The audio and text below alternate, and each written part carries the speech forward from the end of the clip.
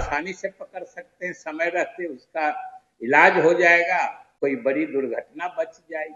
इसलिए सबसे बड़ी बात है कि आपकी मुस्तैदी होनी चाहिए। तो हम लोग कटाव निरोधक काम करते हैं या फिर संभावित बाढ़ का मुकाबला करने के लिए जिन चीजों की आवश्यकता होती है उसके संबंध में तैयारी होती है। तो इन सब चीजों की समीक्षा हम लोगों ने कल की थी।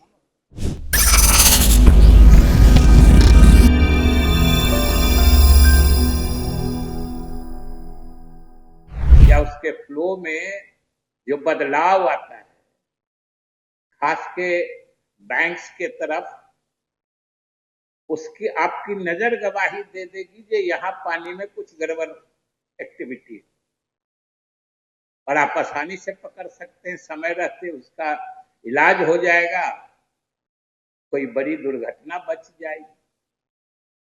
इसलिए सबसे बड़ी बात है कि आपकी मुस्तैदी होनी चाहिए और ईमानदारी से काम करिए। और हम बार बार कहते हैं कि आखिर आपका खासतौर से जब संवर्ग अलग ही हो गया है तो आपके तो मुस्तैदी दिखाने का वक्त आ गया है।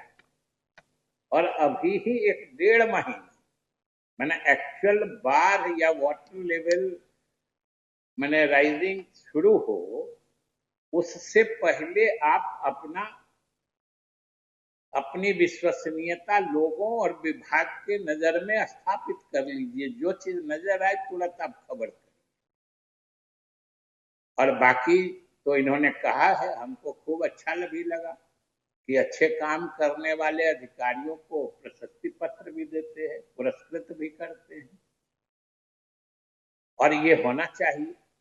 अच्छे काम करने वाले जब तक पुरस्कृत नहीं हो और गलत करने वाले को दंड देना भी समझिए हम लोगों के कर्तव्य में ही आता है।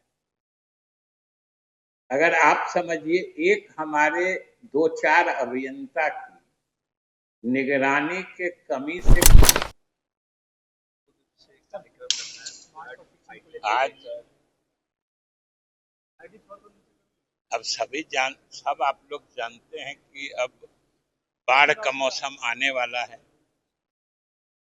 तो बाढ़ पूर्व जो हम लोग काम करते हैं विभाग की तरफ से, जिसको हम लोग कटाव निरोधक काम कहते हैं, या फिर संभावित बाढ़ का मुकाबला करने के लिए जिन चीजों की आवश्यकता होती है उसके संबंध में तैयारी होती है।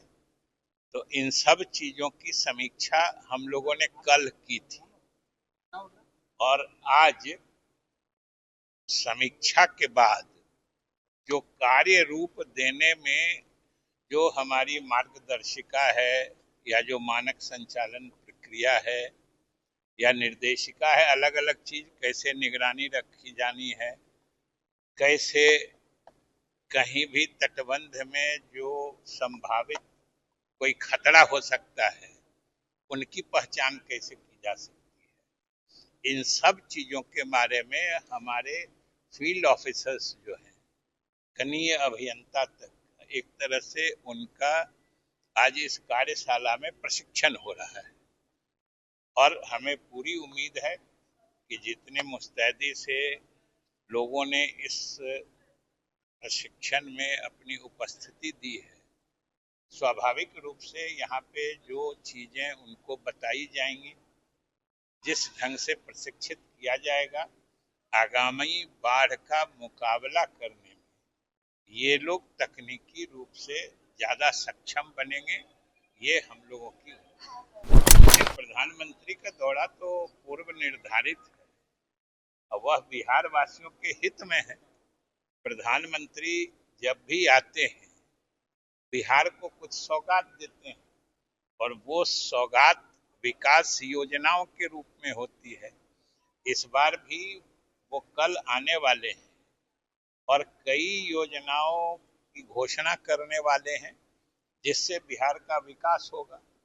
और पहले से भी सारे बिहारवासी देख रहे हैं कि नीतीश कुमार जी के नेतृत्व में बिहार की अभूतपूर्व तरक्की तो हो ही रही है, और जिस प्रकार अभी केंद्र सरकार प्रधानमंत्री मोदी जी के नेतृत्व में बिहार के विकास में मदद करने को तत्पर है, लगातार चाहे सिंचाई की योजना हो, पर्यटन की योजना हो, एयरपोर्ट डेवलपमेंट का काम हो, जितने मुस्तैदी से वो मदद कर रहे हैं, स्वाभाविक रूप से बिहार और तेज गति से विकास करेगा।